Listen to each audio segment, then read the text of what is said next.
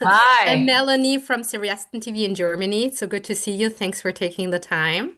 thank you. And congratulations on the huge success of the show. People have been buzzing about it and saying it's like the greatest portrayal of an ER in a long time. How does that make you feel? Proud. I think we feel really proud. I think it's nice to do something that is feels accurate and respectful to the emergency medical community, that they feel seen. And I think, we've just heard a lot that it's helped them to process a lot of what they've gone through. And I think they feel very appreciated by it. So it feels meaningful. It's like to do something that's not just entertainment, but is really meaningful for people is great. Yeah. So Dana ends up in season one, Dana ends up on the verge of walking away from the pit entirely while Langdon is being sent to rehab and is facing losing his career. So when we pick up on the 4th of July shift, what is the biggest change that the audience can expect? Can you take us a little bit into it? Yeah, so we've been away for 10 months. We come back on July 4th.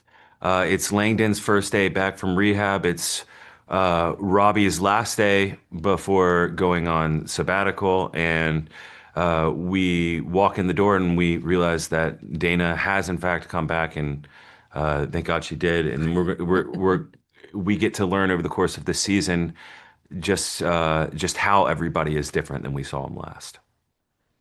Yeah, and I think that Dana's definitely edgier and a little more on defense after having been punched and just sort of grappling with that. Yeah. And both your characters have a complicated history with Robbie. How do you think the relationship is going to evolve in season two?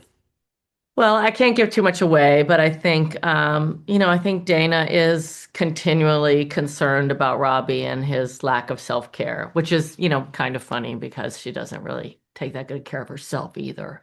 I think we see both of these characters really just stretching themselves thin for their work. Yeah. And how do you see it?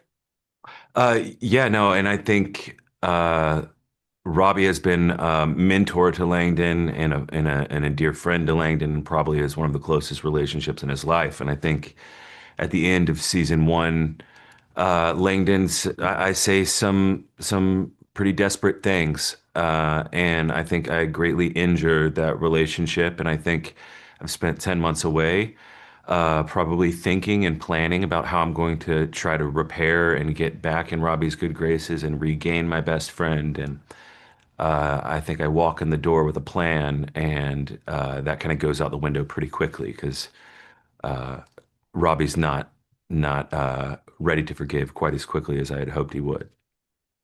That was actually one of my follow-up questions. Did you talk about forgiveness versus like the suspicion that might be in the room? How do you handle this in the second season? I mean, I think that there's a lot of fear and resentment on everybody's part. I think it's really difficult for Langdon to come in and know that he has been caught out being not okay and being a liar and being uh, not the role model that he set out to be. And so I think coming back in and trying to look in the face of Dana and Robbie and Mel and Princess and Perla and Donahue and all of my friends here that now know that I'm not okay, is a scary thing. It can create quite a bit of distance. And if Robbie has any hesitancy to trust me again, I think I've given him plenty of cause. And Catherine Dana has become like an emotional barometer in the ER. But of course, you have to keep your character has to keep everything going and moving. How do you approach playing the cost of that in season two? Without turning to cynicism or pure materialism. Yeah, well, it's interesting. That word comes up a lot. Robbie and I will accuse each other of being martyrs throughout the show. But I think, I am a mother. I've been a mother for a long time. My children are 35 and 11.